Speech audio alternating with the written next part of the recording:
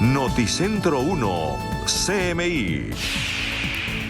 Buenas noches, bienvenidos a las noticias. Los siguientes son los tres hechos más importantes de hoy en Colombia. El ministro de la Defensa, Iván Velásquez, reveló el más reciente balance de delitos con los que se atenta contra la vida de los colombianos. El homicidio, según la cartera de Defensa, disminuyó en comparación con el 2023. Sin embargo, son 5.862 las muertes violentas este año. Entre tanto, las masacres pasaron de 45 a 35 entre el año pasado y este. Estas masacres han dejado 114 personas muertas. El delito que ha aumentado es el de las lesiones personales, que pasaron de 43.300 a 48.003 casos denunciados, un aumento del 11% respecto a 2023. Vamos a hablar más de esta noticia en nuestra emisión nacional a las 9 de la noche. La Fundación Paz y Reconciliación presentó su más reciente mapa de la presencia de estructuras armadas en Colombia. El mapa registra que de 1.104 municipios que existen en el país, 855 hay presencia de grupos armados ilegales. El de mayor expansión ha sido el llamado Clan del Golfo, hoy conocido como Ejército Gaitanista de Colombia.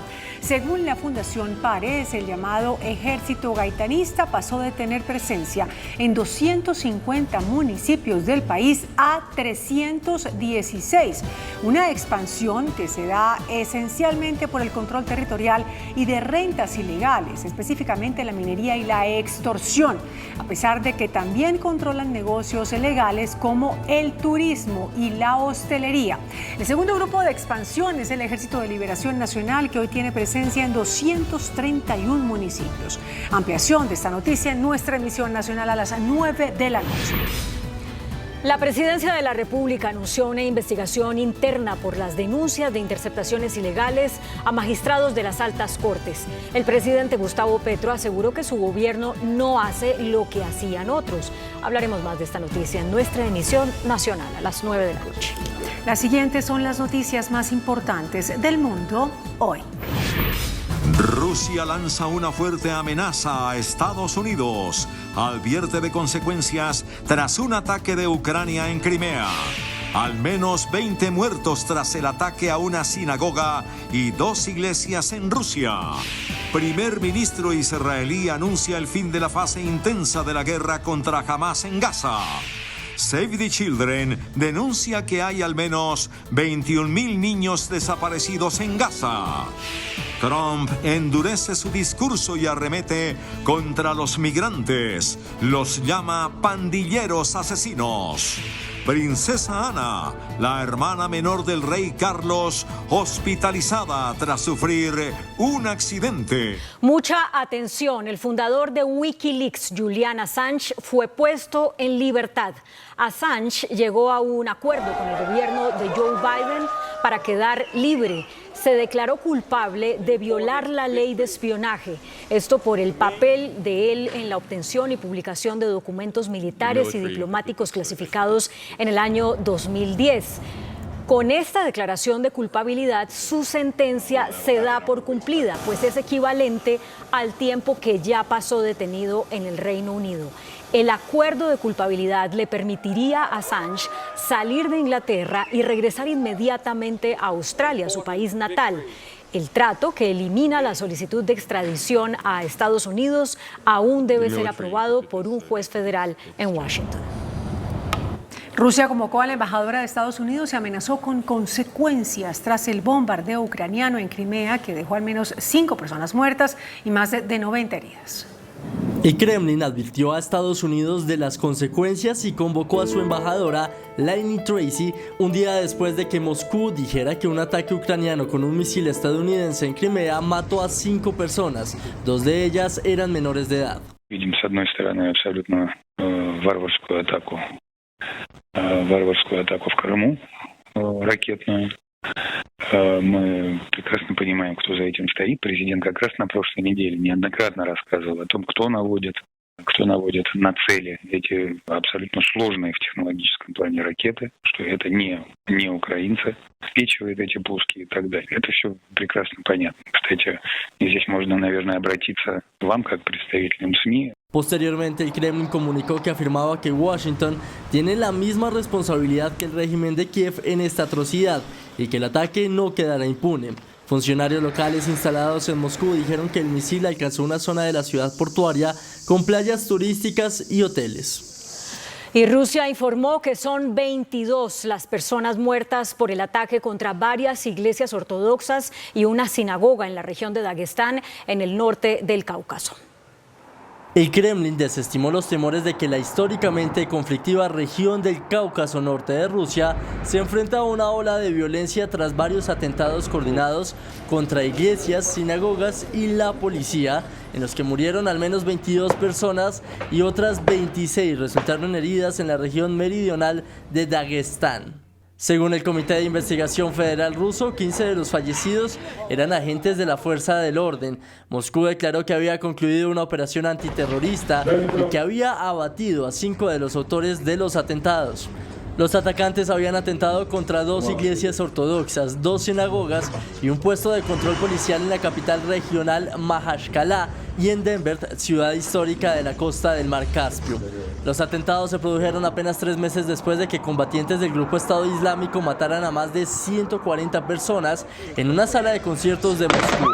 Este ha sido el ataque más mortífero en Rusia en casi 20 años. El primer ministro israelí Benjamín Netanyahu aseguró que la fase de intensos combates contra Hamas en la Franja de Gaza está llegando a su fin y que está dispuesto a un acuerdo parcial de tregua con el grupo terrorista, pero no a detener la guerra.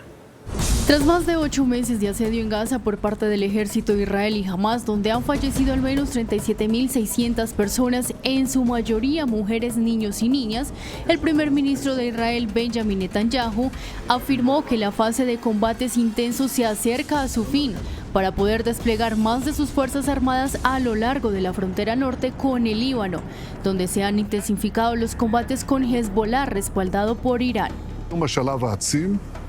תהיה לנו אפשרות להעתיק חלק מהכוח צפון. ואנחנו נעשה את זה. קודם כל למטרות הגנה, ושנית, כדי להחזיר גם את התושבים שלנו הביתה.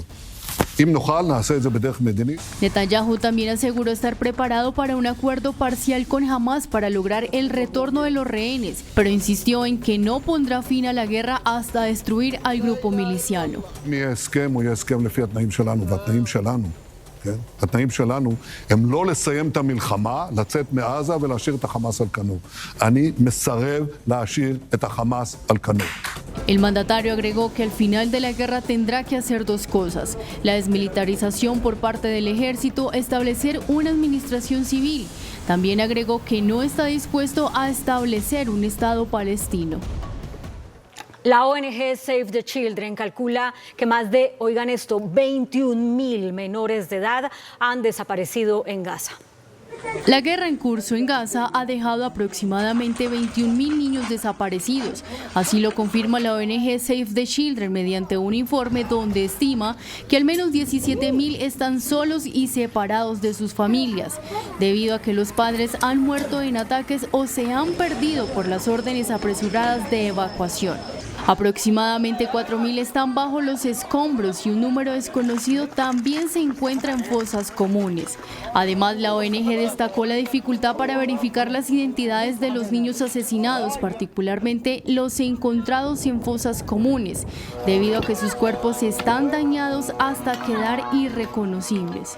Por su parte, el Ministerio de Sanidad de Gaza ha reportado que más de 15.800 niños han perdido la vida, incluyendo una treintena que han muerto de hambre y 3.500 que enfrentan un riesgo inminente de desnutrición. El reporte del Departamento de Estado de los Estados Unidos en materia de lucha contra la trata de personas señaló que el gobierno de Colombia cumple apenas con los estándares mínimos para la lucha contra este flagelo y le pidió ajustar algunas fallas. Por sus esfuerzos para combatir la trata de personas, el Departamento de Estado estadounidense en su informe anual señala que Colombia permanece en el nivel 1, ya que cumple con los estándares mínimos para la eliminación de la trata. Estos esfuerzos incluyeron identificar más víctimas, asociarse con una organización internacional para lanzar una sólida campaña contra la trata y demostrar una mayor voluntad política para abordarla. No obstante, recalcaron que las autoridades judiciales no procesaron penalmente ni condenaron los casos. Las autoridades judiciales no procesaron penalmente ni condenaron los casos de trata de mano de obra. Y el único caso de trata de mano de obra que alguna vez llegó a ser condenado estaba bajo apelación. Los esfuerzos para procesar o condenar a los funcionarios cómplices fueron inadecuados y los procesamientos y condenas por trata siguieron siendo críticamente bajos para la gravedad del delito. El informe también señala que los grupos armados y bandas criminales son los principales autores de trata de personas, secuestrando a mujeres vulnerables para que trabajen en sus campamentos, explotándolas en el tráfico sexual y actividades ilícitas. El líder republicano Donald Trump dijo que los inmigrantes están compuestos en su mayoría por pandilleros y asesinos. El expresidente Donald Trump volvió a aparecer en un evento dedicado a su campaña electoral en Filadelfia, en el que los ataques más duros se centraron en los inmigrantes, a los que calificó como traficantes de drogas, pandilleros y asesinos. This is not a normal situation. This is not, oh, isn't it wonderful, these wonderful people. These people are drug dealers, gang members, killers in so many different ways. No. And we probably have 18 million, we'll have 20 million by the time we get this guy out of there. But we got to get him out fast. We got even bigger problems. Trump volvió a sacar a la palestra casos de delincuencia en los que los protagonistas son inmigrantes y su relación con la violencia. Sin embargo, las declaraciones que más llamaron la atención fueron donde animó a su amigo Dana White, el presidente de la Ultimate Fighting Championship, a crear una liga de lucha únicamente de inmigrantes, a los cuales tildó de violentos. Sugirió que con esta competición del torneo conseguirá ganar mucho dinero. El Palacio de Buckingham informó que la princesa Ana sufrió una conmoción cerebral tras un accidente a caballo. La hermana del rey Carlos III está internada en el hospital de Bristol bajo observación. Según una fuente de la familia real, la princesa de 73 años había estado paseando por los terrenos de su finca cuando sufrió las heridas leves en su cabeza. Una empresa estadounidense presentó un robot que puede diseñar y aplicar extensiones de pestañas usando la inteligencia artificial. Un robot con inteligencia artificial que aplica extensiones de pestañas con alta precisión. Como si se tratara de una película de ciencia ficción, los clientes tienen que ingresar en una máquina similar a la de una tomografía para que puedan pegarles pestañas postizas. Este dispositivo se llama LumLash y busca automatizar procesos estéticos con dispositivos robóticos que integran visión computacional e inteligencia artificial. En el proceso de desarrollo de la máquina, los brazos robóticos aprendieron movimientos mediante inteligencia artificial y por eso saben aislar una pestaña natural para adherir la extensión. La visión computacional es una tecnología que le permite al robot ver al cliente, utiliza cámaras y algoritmos para detectar y analizar el movimiento del cliente en tiempo real. Una sesión con este dispositivo puede llegar a valer cerca de 700.000 pesos colombianos. Bienvenidos a Entrevistas CMI. Hoy, por supuesto, estamos en modo Selección Colombia porque el equipo de todos debutó en la Copa América con una victoria importantísima, 2-1 frente a la selección de Paraguay en el estadio NRG de Houston, donde 67.059 personas, ese es el dato oficial de taquilla, pagaron la boleta. La mayoría de ellas, ustedes lo vieron, una mancha amarilla apoyando al equipo de todos, que consigue un triunfo importantísimo porque lo pone al frente del grupo D, pero para entender las dimensiones y los alcances de este resultado, como siempre para nosotros es un placer tener la presencia del mundialista Carlos Valdés, a quien nuevamente, como siempre, Carlos, le damos la bienvenida a Entrevistas CMI. ¿Qué tal, señor? ¿Qué tal, hermano? Un saludo para ti y para todos los televidentes. La verdad, muy contento con la victoria. Sé que hay mucho por analizar, por concluir de lo que ha sido la presentación de Colombia, pero creo que lo más importante por ahora, mientras entramos a desarrollar todo lo que ocurrió en el juego, sin duda va a ser ganar este primer partido. Carlos, usted sabe que a mí me gusta siempre comenzar el análisis a partir del 11 titular. Me sorprendió, conociendo a Néstor Lorenzo, solamente una posición. El reemplazo de Mateus Uribe por Richard Ríos, quien terminó siendo un jugador importante. ¿Cree usted que esa variante obedece a Paraguay o a lo que Colombia está buscando en esa pareja de centrales o en ese compañero de Jefferson Lerma?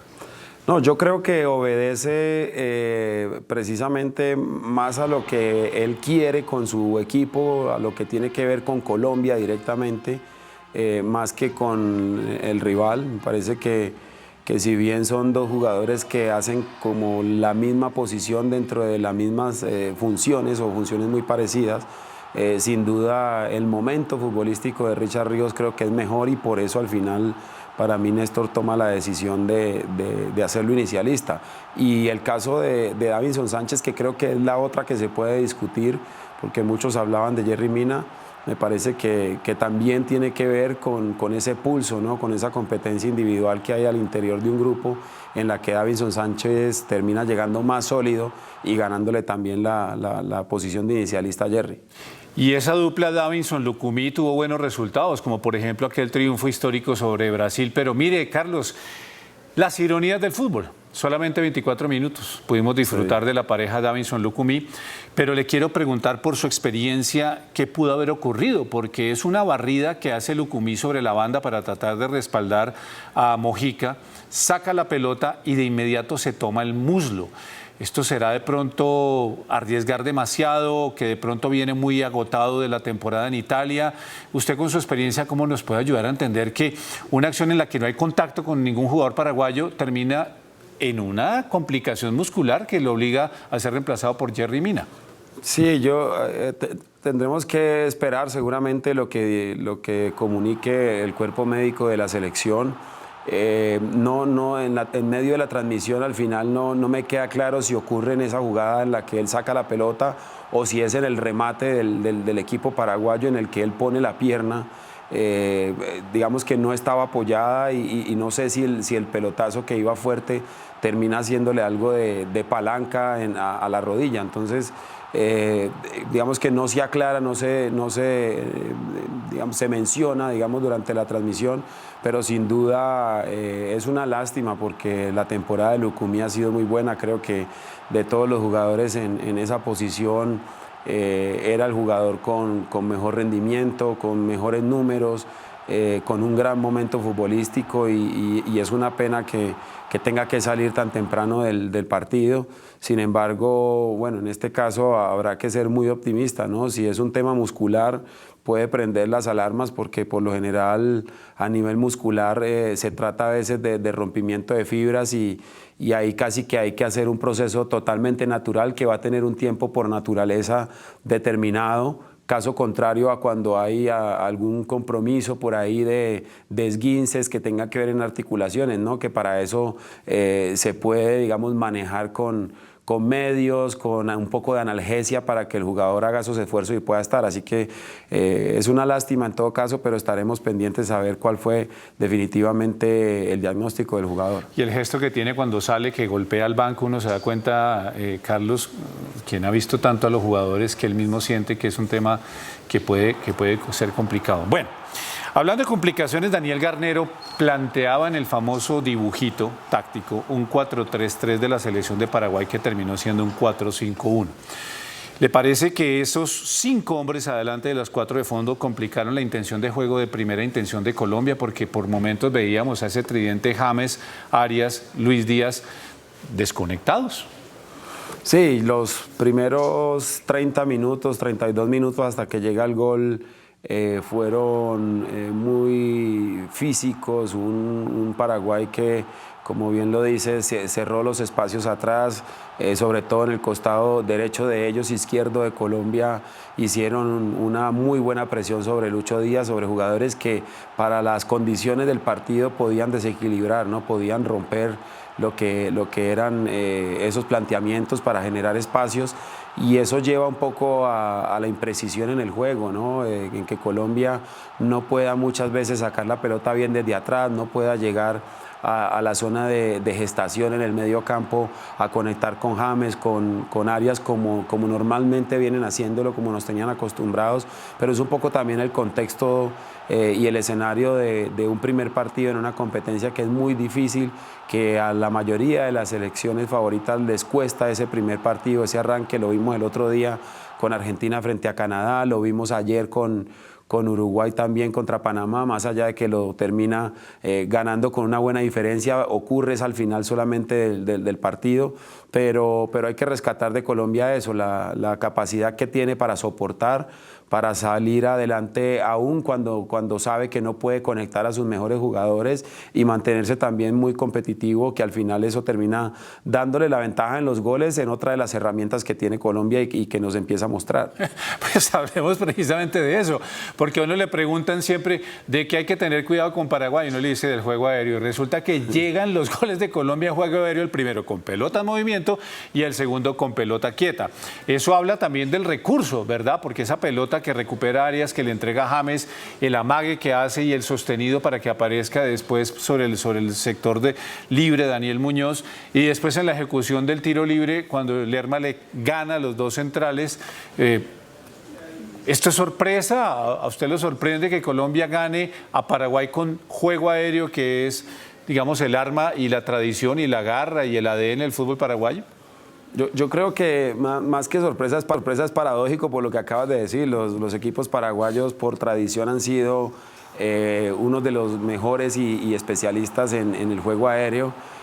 Sin embargo, yo creo que esto habla muy bien de Colombia y del trabajo de Lorenzo. Esa primer jugada de gol es una iniciación que quiere hacer Lerma, que entrega mal la pelota y controla mal el lateral paraguayo. Y después viene en ese anticipo muy bien Arias recuperando un balón muy alto, que es producto precisamente de la intención que tiene Colombia, siempre de proponer en campo contrario, de tener jugadores bien altos para poder quitarle la pelota al rival lo antes posible y después conectar con un James Rodríguez que hoy termina demostrando que es uno de los mejores, que más allá de las condiciones y de los minutos que pueda jugar en Sao Paulo, a Colombia siempre tiene muchas cosas que aportarle, ¿no? Esas características que son innatas de un jugador distinto, que a esta selección le ha venido muy bien.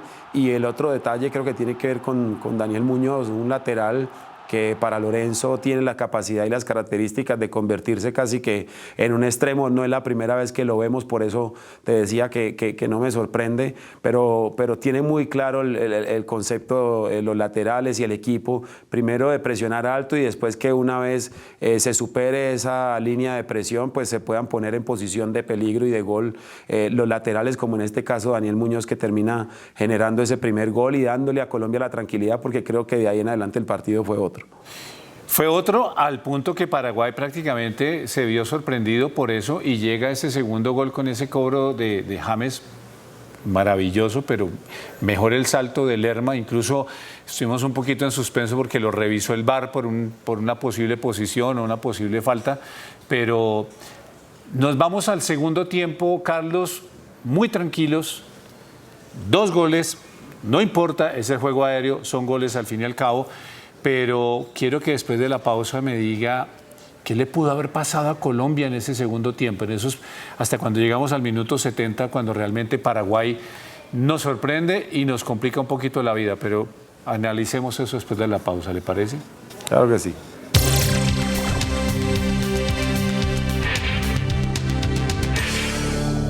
Bienvenidos todos al lugar que conecta cada vez a más colombianos, al lugar que nos trajo el futuro con 5G.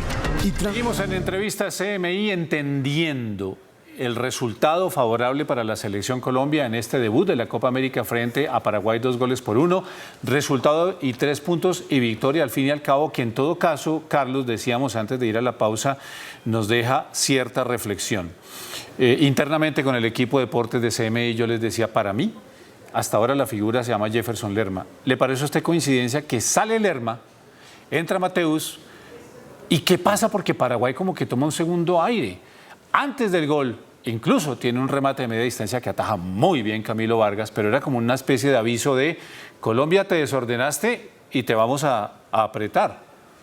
Sí, yo también coincido en que Lerma es un jugador que ha crecido mucho en esta era de Lorenzo, que se ha convertido en uno de los pilares al lado de un par más, seguro que andan en gran momento y que hacen que esta selección juegue de la forma como lo hace.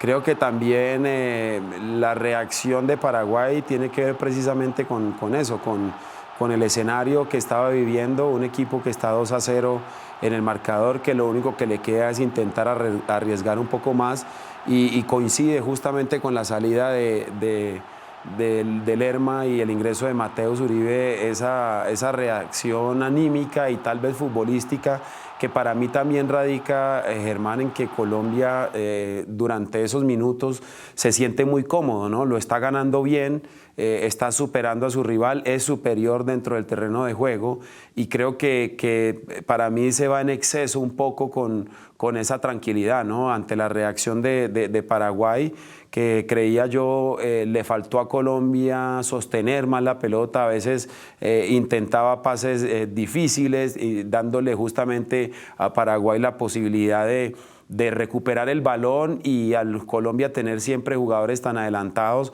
pues en esos contraataques terminar generándole algunas situaciones de riesgo, tanto así que termina encontrando la diferencia, el gol.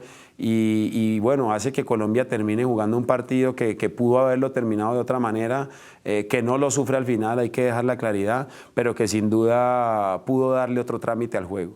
Sí, y bien dice usted, no lo termina sufriendo porque a partir del minuto 75 como que Colombia retoma el orden y sobre todo juntándose los tres hombres, el tridente. Arias, Díaz, James, incluso hay un par de oportunidades en las que nos arrimamos sobre el arco de Paraguay y creímos haber tenido como otra vez la retoma del control del juego y de pronto la posibilidad de habernos ido más arriba en el marcador.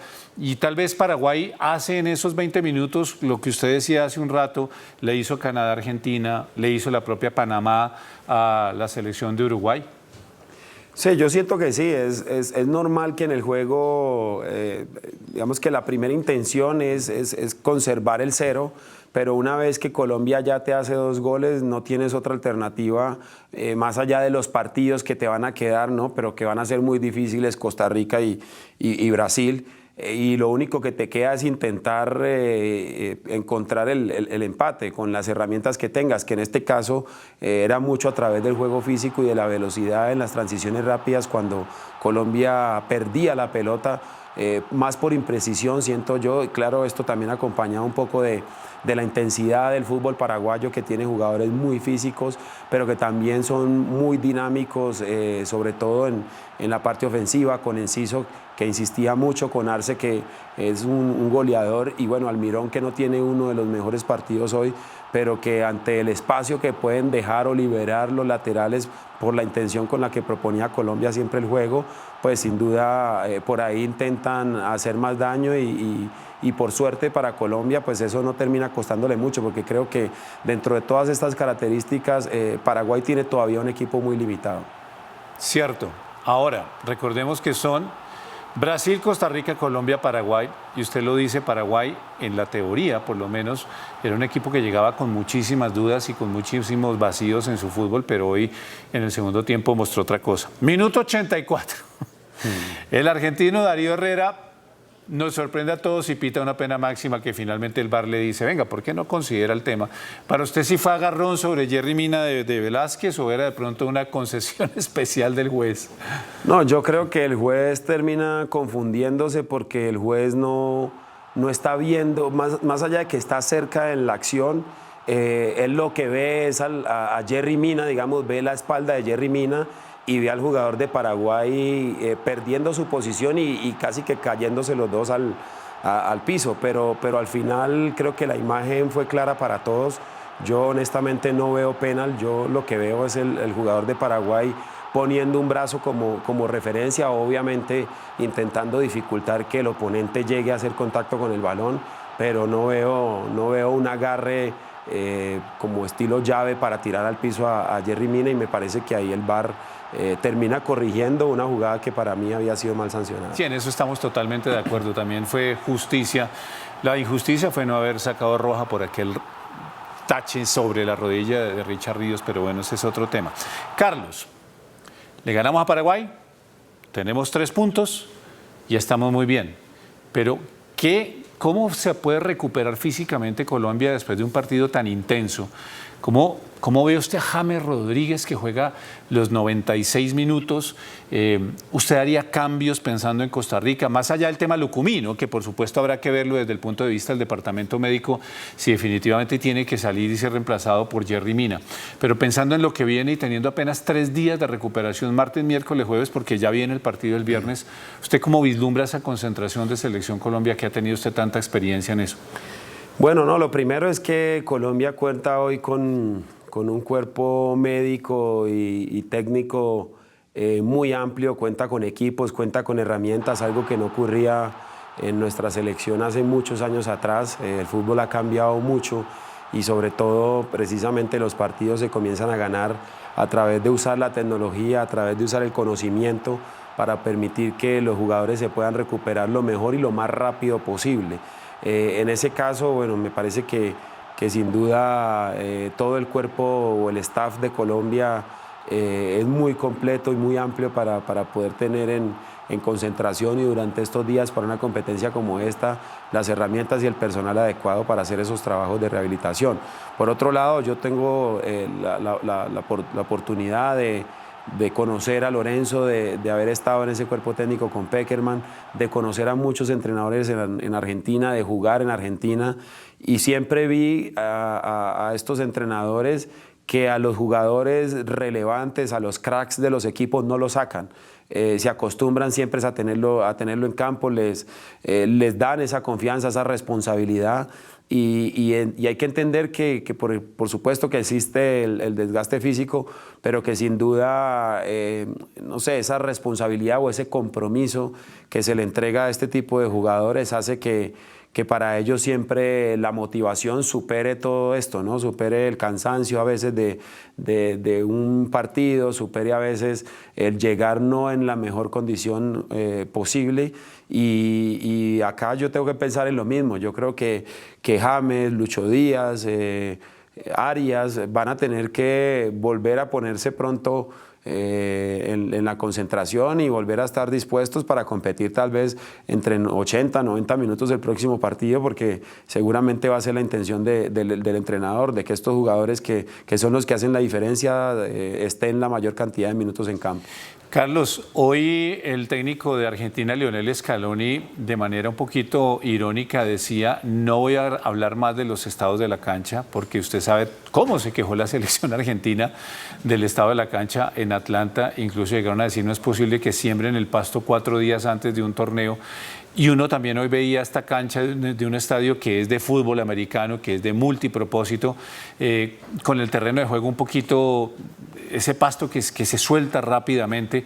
Eso puede también ir en perjuicio del jugador. Físicamente tiene más complicaciones un jugador que trabaje sobre una grama que no es la grama natural con la que siempre está una cancha como estas. Sí, claro, Germán, sin duda. Creo que el problema precisamente que atraviesa esta Copa América, o al menos estos escenarios, tiene que ver con que se han habilitado estadios que por lo general son para otro tipo de deporte, ¿no? Y esto precisamente por la capacidad que tienen de recibir a mayor cantidad de personas que los del fútbol, porque tienen estadios maravillosos con canchas impecables. Yo tuve la oportunidad de jugar allá y fueron de los años más bonitos que tuve en mi carrera, pero sin duda una grama que está, digamos, haciendo uso tradicional porque esa competencia de la NFL continúa, y tener que hacer un cambio de de césped o unas mejoras a un césped en poco tiempo, pues dificulta mucho que el estadio o la grama pueda estar en las mejores condiciones posibles. Y eso hace que al no poder afirmarte de una manera sólida y más estable, el gasto energético tenga que ser mayor y gasta más pierna, que es lo que nosotros, es como nosotros le llamamos a precisamente a ese desgaste que genera ese tipo de terreno y sin duda es algo con lo que los equipos van a tener que lidiar, pero también gestionar para poder encontrar ahí el equilibrio y estar lo mejor posible. Hablando de lidiar, Carlos, hablemos un poco de lidiar con ese rótulo de favoritismo con el que llegó esta selección Colombia a la Copa América, porque cuando llegó a territorio norteamericano golea 5-1 a los Estados Unidos, después golea 3-0 a Bolivia y comenzó un poco esa efervescencia de Colombia es la gran favorita y hoy sí logra llegar a una victoria importante, extiende el invicto de Néstor Lorenzo a 21 juegos, pero pareciera que ya entonces en un torneo oficial como Copa América, ganarle 2-1 a una selección paraguaya que también venía muy complicada, ¿nos aterriza como colombianos, como aficionados, o usted cree sencillamente que esto es un proceso normal ya dentro de una competición oficial en donde por supuesto todos los rivales van a entregar lo mejor que puedan, aunque estén en limitaciones? Yo creo que ahí hay una línea muy delgada, Germán, y no nos puede ganar la emoción por lo que viene haciendo el equipo de Lorenzo, que es muy bueno, que hay que aplaudirlo y sin duda hay que seguir creyendo y teniendo la fe. Pero en el papel al final no es tan fácil, el fútbol es muy parejo, la táctica y los momentos circunstanciales a veces de un juego permiten que hasta el rival que menos herramientas o menos favoritismo tiene te pueda competir y te pueda ganar, ¿no? Hoy, por ejemplo, en el partido Lerma tiene una amarilla muy rápido y eso termina condicionando a los jugadores, que después lo manejan muy bien, es un caso aparte. Pero sin duda hay algo que a nosotros nos tiene que invitar un poco también, no solo a la calma, pero sí a la ilusión. Y es que Colombia llega en un gran momento. Eso no es un cuento que nos inventamos nosotros los colombianos ni los medios por simple pasión, ¿no? Colombia viene demostrando desde los resultados lo que ha venido haciendo, le ha ganado a selecciones importantes en amistosos, en competencias oficiales y creo que eso también de alguna forma hay que usarlo, ¿no? Hay que empezar también a creerse el cuento, pero no a creerse el cuento de lo que no es, de que el torneo va a ser fácil, no, sino de que tenemos con qué, de que hay un momento que nos está respaldando como selección, como equipo, y eso hay que intentar ponerlo en la cancha a jugar, ¿no? Más allá de esto que hablábamos ahora, de que tiene que ver con las características y las herramientas. Sabiendo que el cierre de este grupo debe ser frente a la otra favorita, que es la selección de Brasil, se viene Costa Rica. Seguramente Costa Rica va a analizar muchísimo lo que fue este video. Sabemos que le van a hacer marca escalonada a Luis Díaz. Sabemos que van a impedir que James Rodríguez tenga la libertad de levantar la pelota con esas asistencias tan precisas. ¿Cómo jugarle a Costa Rica? No, yo creo que Colombia ya tiene una identidad. Yo creo que este equipo sin duda es protagonista con el balón. Es un equipo que desde que el árbitro pita tiene que intentar imponer sus condiciones. Imponer sus condiciones es permitir que el juego de Lucho Díaz por su banda sea en los lugares y en las zonas donde él genera más peligro. Permitir y imponer sus condiciones es que Arias pueda asociarse con James Rodríguez, que James Rodríguez encuentre los compañeros, las posibilidades de pase, que Lerma, que Richard Ríos, si repiten, puedan seguir estando en esa posición que hacen que el equipo se mantenga corto y que con Ríos y con Mojica y Daniel Muñoz el equipo siga sumando siempre en función ofensiva a muchos hombres para generarle peligro a los rivales. Para mí esa es la identidad de este Colombia, que tiene un fútbol muy dinámico, que ha entendido que hay momentos en los que hay que jugar vertical, rápido, en velocidad, y hay otros momentos en los que hay que construir y elaborar para poder generar los espacios y después profundizar. Entonces, entendiendo que seguramente Colombia va a clasificar, pero que hasta ahora el torneo está comenzando y que esa sería la segunda fecha, es el partido que hay que ganar para poder estar tranquilos y después pensar qué es lo que va a hacer contra Brasil. Bueno, me quedan 30 segundos, pero no me mencionó el 9. Y es que me preocupa. Hoy Santos Borré, entra John Córdoba, o sea, ¿qué va a pasar con el 9? Y dígamelo, por favor, en esas funciones... Borré. ¿qué hace el 9? No, pero ¿qué hace el 9? Así No. sea Borré, Borja, John Córdoba. Es que creo que Borré es el ideal para el funcionamiento de este equipo, porque bueno. ha hecho goles y los puede seguir haciendo, Bueno. pero sus movimientos hacen que por ahí Arias, que James sean protagonistas, porque me parece que encaja más dentro del funcionamiento y de las tareas que quiere el entrenador. Bueno, muy bien. Pues Carlos, de verdad muchísimas gracias por ayudarnos como siempre a entender los resultados de Colombia, más allá ahora que tenemos los primeros 3 puntos. Se viene la selección de Costa Rica el viernes, ojalá tengamos tiempo de recuperación porque además hay desplazamientos en un país tan grande como los Estados Unidos. Un abrazo Carlos y lo espero el viernes cuando estaremos analizando el resultado frente a Costa Rica. Dios mediante, aquí estaremos, hermano. Un fuerte abrazo. Muchas gracias a Carlos Valdés y los invitamos a continuar en nuestra segunda hora de noticias aquí en Noticentro 1 CMI. Continuamos en Noticentro 1 CMI. El gobierno emitió una alerta esta noche por las consecuencias que traerá el fenómeno de la Niña a Colombia. Se calcula que las lluvias afectarán más de 1.000 municipios y que dejarán pérdidas por 20 billones de pesos.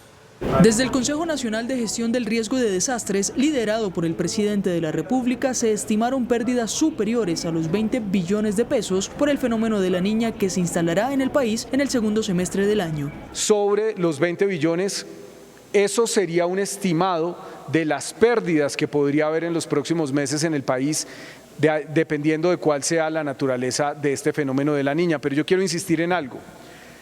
Esperemos que no sea así.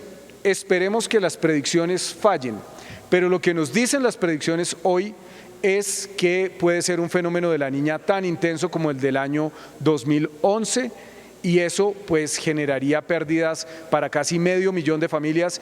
Hoy se aprobó la actualización del Plan Nacional de Gestión de Riesgo para mitigar las emergencias presentadas por este y otros fenómenos climáticos. Gestionar el riesgo a través del conocimiento del riesgo y de la reducción del riesgo, para que el manejo del desastre sea cada vez menor. Nosotros, por desgracia, hemos invertido demasiado dinero en recoger cadáveres. Hasta el 30 de junio tienen plazo los departamentos para presentar el plan de respuesta para el fenómeno de la Niña, que afectaría a 1.087 municipios. Se agudiza el cierre de la Ruta del Sol por un gigantesco derrumbe que bloquea el paso entre Guaduas y Puerto Salgar. El cierre se prolongará por más de 48 horas. Las fuertes lluvias generaron el derrumbe de material rocoso presentado en la vía entre Guaduas y Puerto Salgar. Se está revisando el talud, verificando la condición, porque el talud tiene aproximadamente, y si la memoria no me falla, son cerca de 120, 150 metros de pared, y lo que se nos vino fue aproximadamente como 30, 40 metros de pared lo que soltó la roca. Esta es la ruta alterna según Invías. Yendo desde el centro del país hacia la troncal del Magdalena es tomar desde Guaduas la carretera hacia Honda, La Dorada, Puerto Salgar, que, si se me permite la expresión, es la vía antigua que nos conectaba con el Magdalena Medio. En el último mes los homicidios han disminuido en Colombia, pero las agresiones con lesiones personales han aumentado, según un informe del Ministerio de la Defensa. El ministro de Defensa, Iván Velásquez, publicó en su cuenta de X el más reciente balance de delitos de alto impacto. El homicidio, según la cartera de Defensa, bajó en comparación con 2023. Sin embargo, son 5.862 personas que murieron de forma violenta. Las masacres pasaron de 45 a 35 en 2024, dejando 114 muertos. El hurto a personas bajó 12%. Entre el 1 de enero y el 20 de junio del 2024, el homicidio intencional disminuyó 4,2% en comparación con el mismo periodo del 2023. En el mismo lapso, ha habido 10 masacres menos 22%, con 114 víctimas, menos 26%. De 5.862 muertes, este año, 114 ocurrieron en masacres. En el balance se ve con preocupación un indicador que subió. Las lesiones personales pasaron de 43.300 casos a 48.003 casos, estos denunciados por toda la ciudadanía. ¿Esto qué significa? Un aumento del 11% respecto a 2023.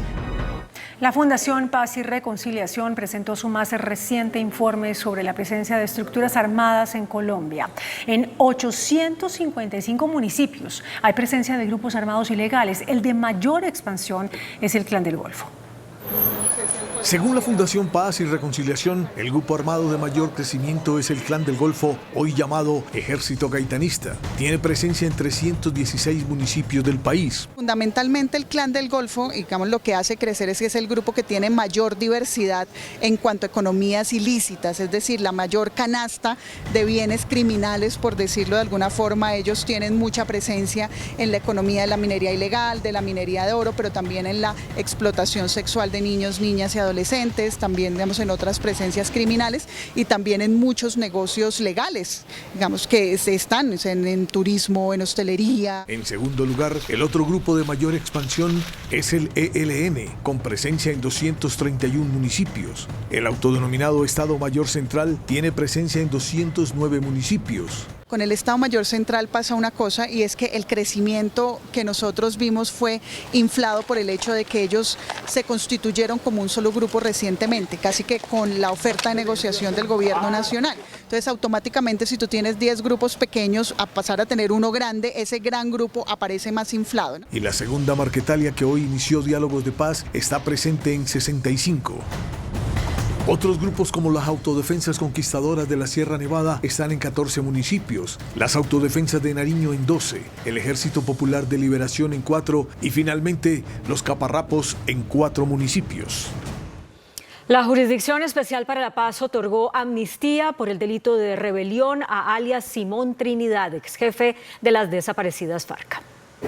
La Sala de Amnistía e Indulto de la JEP determinó que Juvenal Palmera, conocido como Simón Trinidad, no será juzgado por el delito de rebelión en relación con la masacre de Bojayá, ocurrida el 1 y el 3 de mayo de 2002. Simón Trinidad fue integrante de las FARC, por lo que la Sala determinó que él cumple con los requisitos para recibir el beneficio jurídico al ocurrir los hechos antes de la firma del acuerdo final de paz. Con esta decisión, la JEP puntualizó que el exguerrillero deberá precisar la mayor cantidad de detalles relacionados con su vida al interior de la guerrilla. Me nombró como uno de los voceros de la organización. Actualmente, Simón Trinidad se encuentra en una prisión de Estados Unidos, donde fue extraditado el 31 de diciembre de 2004 y condenado a 60 años de cárcel por el secuestro de 3 estadounidenses en febrero del año 2003. En medio de tensiones por la muerte de un comandante guerrillero en un operativo militar, se instaló en Caracas, Venezuela, la mesa de conversaciones con la segunda Marquetalia de Iván Márquez.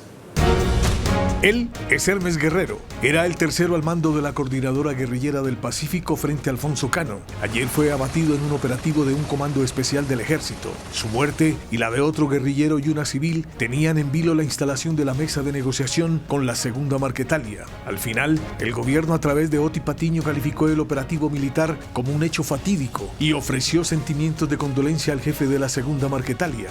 Quiero de verdad darles un abrazo muy sincero por esa capacidad de sobrepasar las crisis que se generan con hechos tan lamentables y tan trágicos como el que sucedió ayer con la muerte de Elmer Guerrero, uno de los comandantes de allí de la Coordinadora Guerrillera del Pacífico.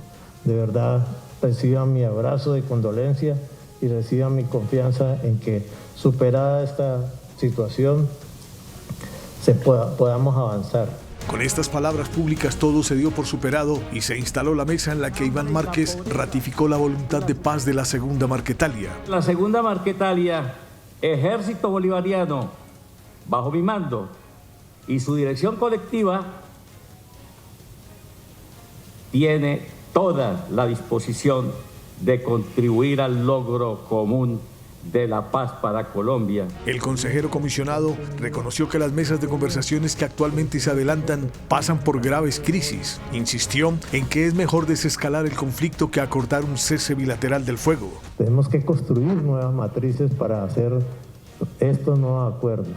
Creer uno que sabe que es experto en paz, creo que es la primera equivocación para participar en un acuerdo de paz. También dijo que es necesario acabar con el incumplimiento del Estado. Tenemos que acabar con la maldición de un Estado que incumple. Para el gobierno, a partir de ahora, se viene la territorialización de la paz por encima de las mesas nacionales. La Presidencia de la República ordenó una investigación interna por las denuncias de presuntas interceptaciones ilegales o chuzadas a magistrados de la Corte Constitucional.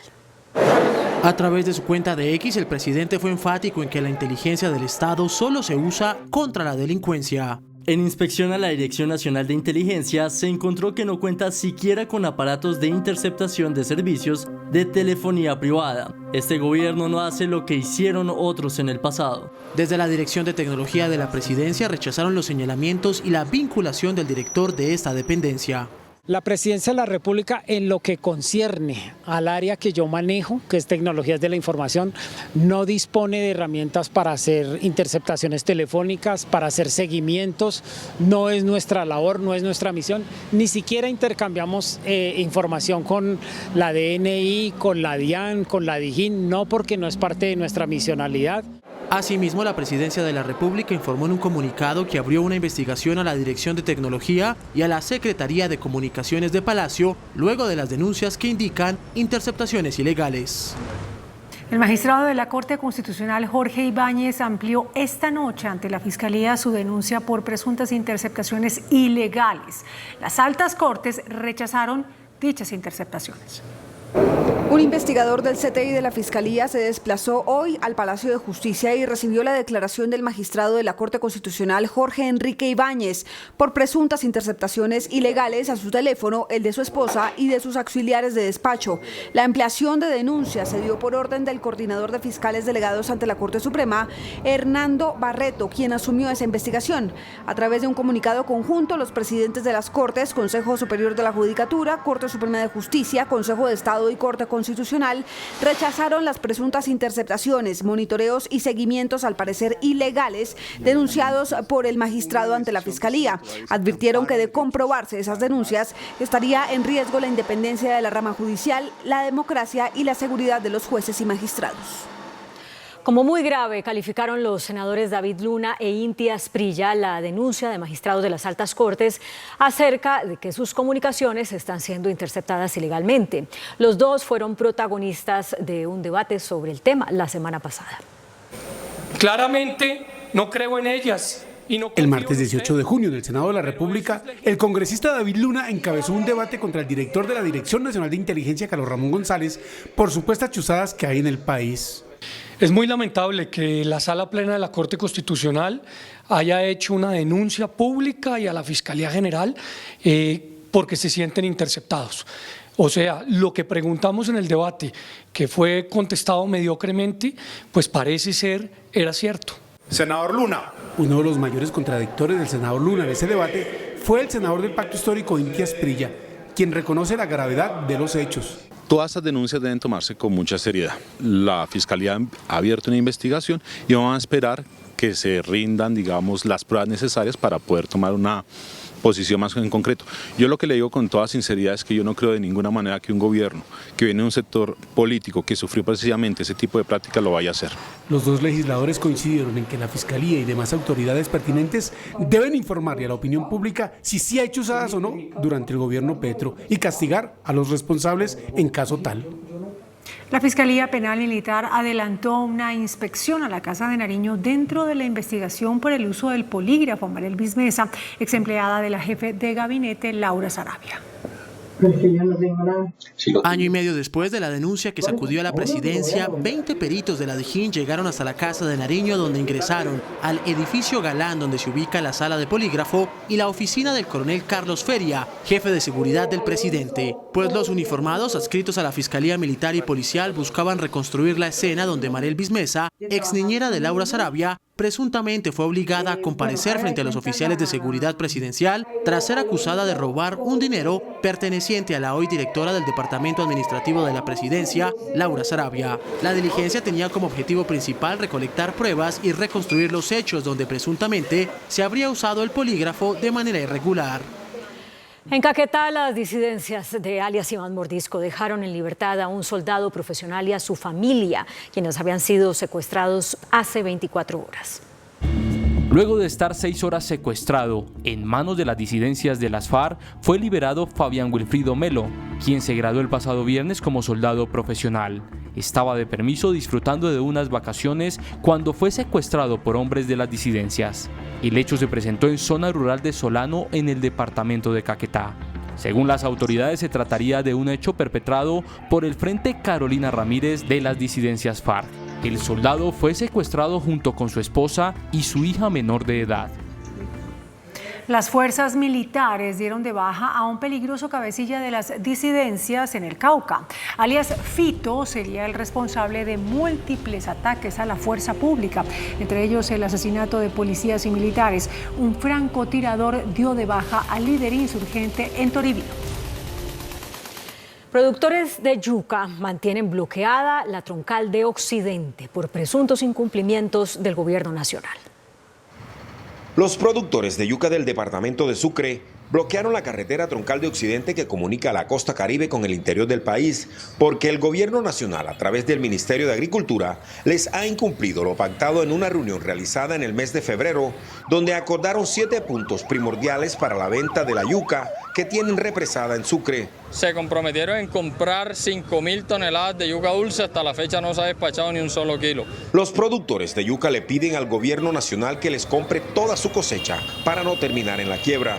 A estos pequeños productores el temor los invade cada día porque los dueños de las tierras donde siembran los amenazan con soltarle el ganado a sus cultivos. La situación es que tenemos hectáreas de yuca sin cosechar.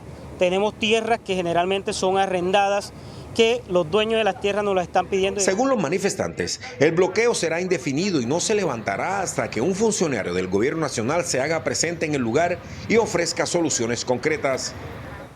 La Corte Constitucional ordenó a la CPS asumir el costo del tratamiento por inyecciones de biopolímeros e implantes mamarios.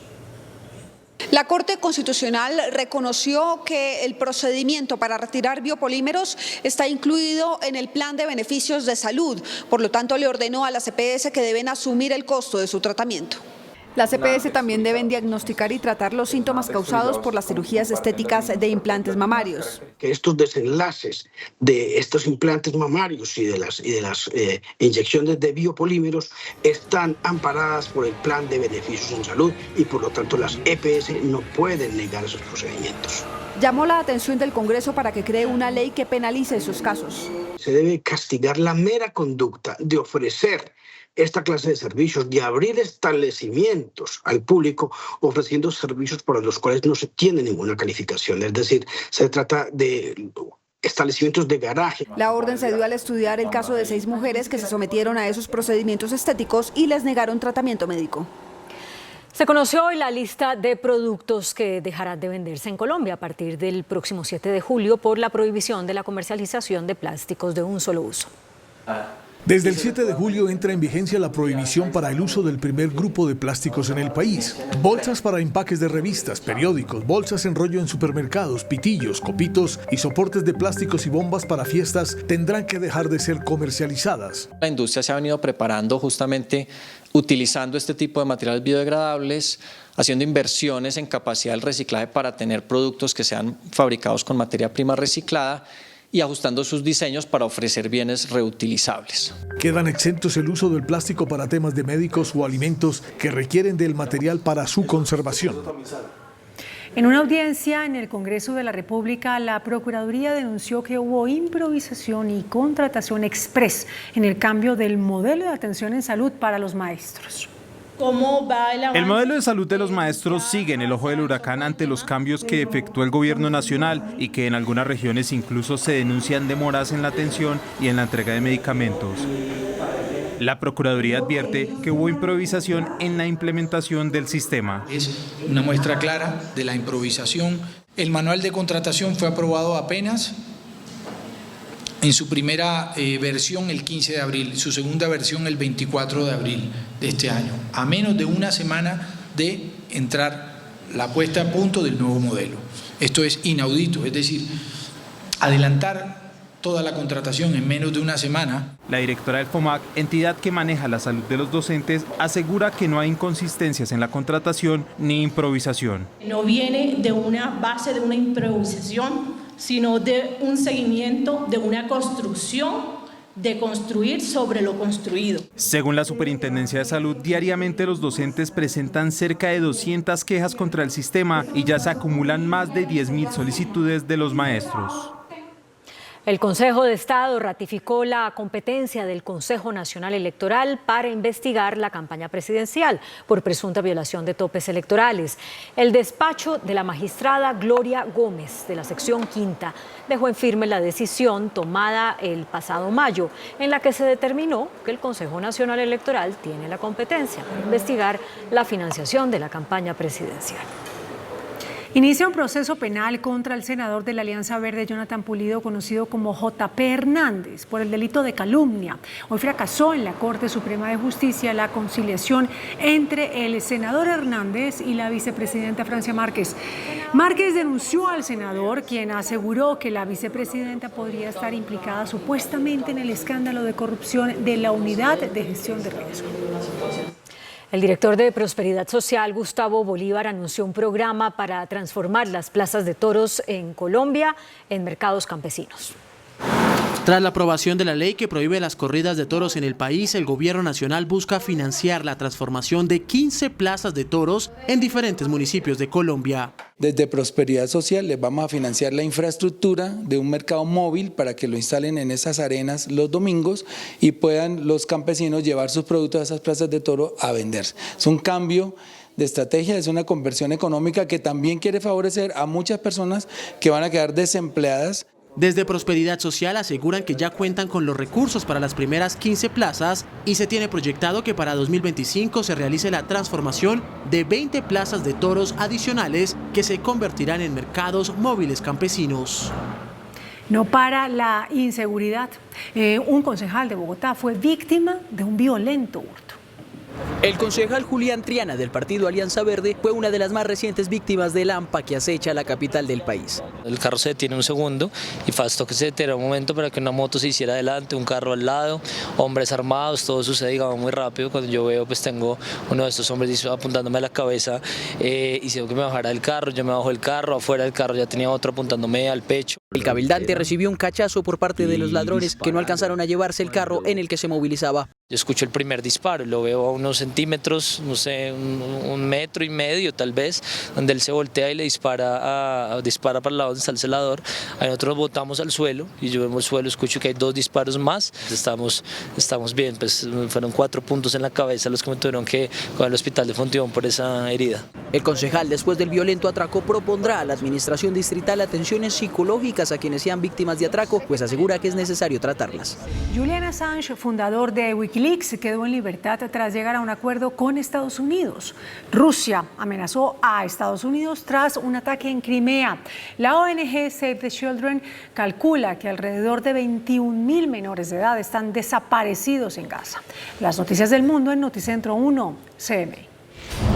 El Tribunal Superior de Londres dejó en libertad bajo fianza al fundador de Wikileaks, Julian Assange, al declararse culpable por difusión de documentos secretos ante una corte estadounidense como parte de un acuerdo.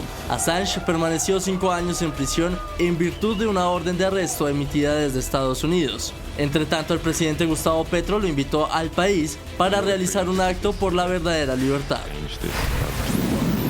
Rusia convocó a la embajadora de Estados Unidos y amenazó con consecuencias tras el bombardeo ucraniano en Crimea que dejó al menos 5 personas muertas y más de 90 heridas, el cual fue calificado como una barbarie y acusó a Washington de matar a niños rusos, ya que el misil con el que se perpetró el ataque es de fabricación norteamericana. Según un informe publicado por Save the Children, la guerra en curso en Gaza ha dejado aproximadamente 21.000 niños desaparecidos. Se teme que muchos estén atrapados bajo los escombros, detenidos o perdidos de sus familias. A través del decreto 0763 del Ministerio de Hacienda y Crédito Público se anunció el alza en el precio de la CPM, el cual regirá en los próximos 45 días para los grandes consumidores. De acuerdo con el acto administrativo, el incremento se da con el fin de buscar la paridad en el precio internacional, es decir, que en el promedio nacional el precio pasa de 9.600 pesos a un rango entre 14.000 y 15.000 pesos el galón. A través de un video, el gobierno explicó: todos aquellos que tienen una operación logística especial y consumen más de 20.000 galones mensuales. El funcionario explicó que los grandes consumidores representan alrededor de 150 empresas que se concentran en minería, petróleo y cementeras. Esto es el 5% del mercado nacional. Por decreto, el Ministerio de Hacienda ordenó un recorte de 20 billones de pesos en el presupuesto para este año. Este lunes, el gobierno hizo oficial el aplazamiento de 20 billones de pesos en el presupuesto de 2024 debido a la caída del recaudo tributario que se presentó en los primeros meses del año. Según la cartera ministerial, el 67% de la medida recae sobre gastos de funcionamiento con un monto de 13,4 billones de pesos y el restante 33% sobre el presupuesto de inversión de 6,4 billones. Para Corficolombiana, la medida es oportuna para darle cumplimiento a la regla fiscal. El recorte es suficiente, pero también depende muy importante de la reactivación que se dé en el recaudo en el segundo semestre del año. El gobierno garantizó que el aplazamiento de transferencias no afecta a los recursos destinados para inversión social en los territorios. Tampoco tiene efecto sobre los sectores de educación, salud y defensa. En mayo, el índice de confianza empresarial disminuyó 2,8%, según el Centro de Estudios Económicos FEDesarrollo. De acuerdo con las cifras de FEDesarrollo, el índice de confianza comercial que mide el ánimo de los empresarios del comercio para invertir y hacer negocios ha ido cayendo desde marzo, cuando se registraba un indicador de 14,1%, hasta mayo, cuando la caída fue hasta el 12,5%. FEDesarrollo también indagó sobre la confianza de los industriales, que se encuentra en terreno negativo desde hace varios meses y pasó en marzo de menos 2,6% a menos 5,4% en mayo, mientras en febrero el 36,7% de los consultados consideraba que las condiciones económicas son desfavorables. En mayo este indicador subió al 45,2%. La Contraloría de Bogotá investiga la suspensión de las obras de construcción de un parque eólico en La Guajira por parte del Grupo de Energía de la capital. Una inversión de 270.000 millones de pesos estaría en riesgo. Este megaproyecto a cargo de Enel Colombia tiene una inversión superior a 1 billón de pesos, de los cuales 270.000 millones corresponden a dineros públicos de la ciudad capital. Vemos que los recursos que se han invertido no han cumplido efectivamente con la finalidad. Ya veremos si los hallazgos que resulten tendrán incidencias fiscales o disciplinarias para aquellos posibles responsables. Este proyecto inició en diciembre del 2020 y después de múltiples retrasos debido a protestas de las comunidades del sector, fue suspendido en mayo de 2023. Este parque eólico tiene un avance del 25% en su construcción y desde el ente de control esperan que se ejecute en su totalidad para que aporte a los intereses financieros de Bogotá.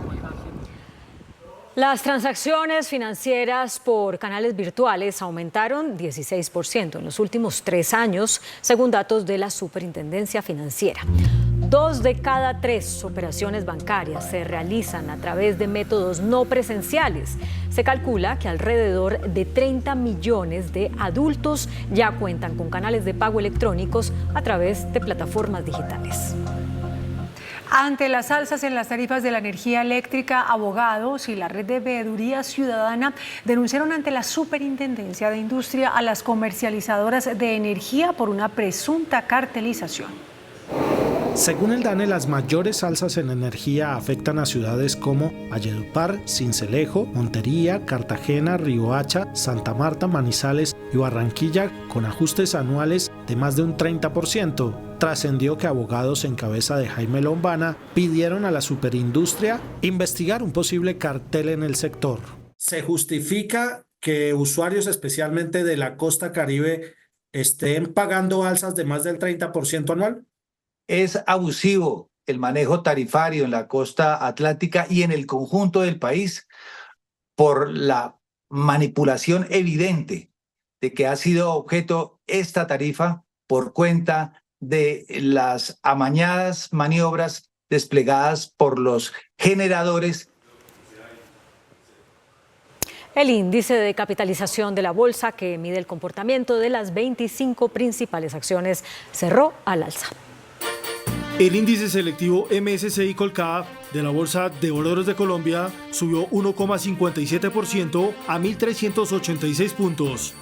La acción de Promigas fue la que más subió, con una valorización de 6,32% a 7.070 pesos. La acción del Grupo Aval fue la que más bajó, con una pérdida de 5,9% a 431 pesos. La acción más negociada de la jornada fue la de Ecopetrol, al movilizar más de 24.000 millones de pesos, con una variación positiva de 4,58% a 2.400 pesos. El dólar cerró a la baja. Indicadores económicos en Noticentro 1 CMI. La tasa representativa del mercado que regirá para mañana martes será de 4.104 pesos con 38 centavos. Los profesionales del cambio compran la divisa en promedio entre 1.850 pesos y la venden entre 1.900 pesos. Un euro cuesta 4.449 pesos. La libra de café en Nueva York se cotizó a $2 con 36 centavos. El azúcar se transó en 19,71 centavos de dólar la libra. El barril de petróleo WTI se cotizó en $81 con 76 centavos. La referencia Brent para Colombia se cotizó en $85 con 24 centavos. Una acción de Ecopetrol cuesta 2.400 pesos. Que tengan feliz noche.